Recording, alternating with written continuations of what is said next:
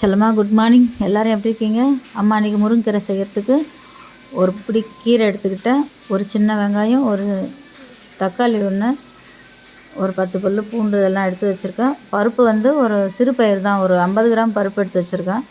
அதை குக்கரை வச்சு காய வச்சு இந்த சிறு பருப்பு அதில் போட்டு ஒரு 4 திருப்பு திருப்பணும். அனலில் சூட்டில் திருப்பி தண்ணி ஊற்றி கழுவி எடுத்து வச்சுக்கிட்டு அரிசி கழுவின தண்ணி வச்சுருக்கேன். 2வது தண்ணி அரிசி கழுவின தண்ணி அதை இந்த பருப்போடு சேர்க்கணும். சேர்த்து அதன் கூட வந்து ஒரு 3 கரண்டி எண்ணெய் விடணும்.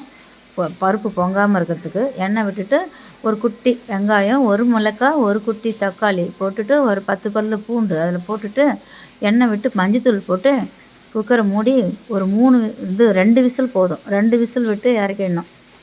இறக்கி கீரையை அலசி அம்மா கட் பண்ணி பொடிசாக கட் பண்ணி வச்சுருக்கேன். இப்போ இந்த மஞ்சத்தூள் கூட ஒரு டீஸ்பூனு ஜீரகமும் போட்டுக்கிட்டேன். போட்டு மூடி வச்சு ஒரு 2 நிமிஷம் ஆகட்டும்.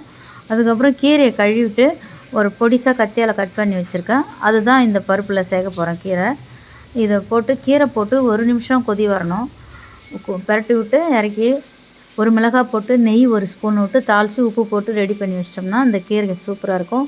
இந்த கீரைக்கு தொட்டு சாப்பிட்றதுக்கு கருவாடு வறுவல் பண்ணணும், ஈரல் தொக்கு பண்ணலாம், சிக்கன் வறுவல் பண்ணலாம், எறா தொக்கு பண்ணி சாப்பிட்லாம், இல்லை முட்டை வறுவல் பண்ணி சாப்பிட்லாம். இந்த மாதிரி ஐட்டம்ஸ்லாம் இந்த கீரைக்கு நல்லாயிருக்கும். இரும்பு சத்து கொண்டது இந்த கீரை. நீங்களும் இந்த மாதிரி குழந்தைங்களுக்கு அடிக்கடி செஞ்சு கொடுங்க. கீரை வெந்து ரெடி ஆகணும். 1 நிமிஷம் அம்மா மூடி வச்சிட்டேன். இப்போ எண்ணெய் ஊற்றி கடுகு போட்டு ஒரு காஞ்சி மிளகாய் போட்டு தாளிப்பு வச்சு அது கூட வந்து 1 ஸ்பூன் நெய் வச்சு அம்மா இறக்க போகிறேன். இந்த மாதிரி நீங்கள் இந்த இரும்பு சத்து கொண்ட கீரை, இந்த முருங்கைக்கீரை வாரத்தில் ஒரு 3 நாளைக்கு கூட பிள்ளைங்களுக்கு செஞ்சு கொடுங்க. நெய்யோடு சேர்ந்து சாப்பிடும்போது சூப்பராக இருக்கும். இதுக்கு காரமான தொட்டுக்கு வச்சுக்கோங்கடா.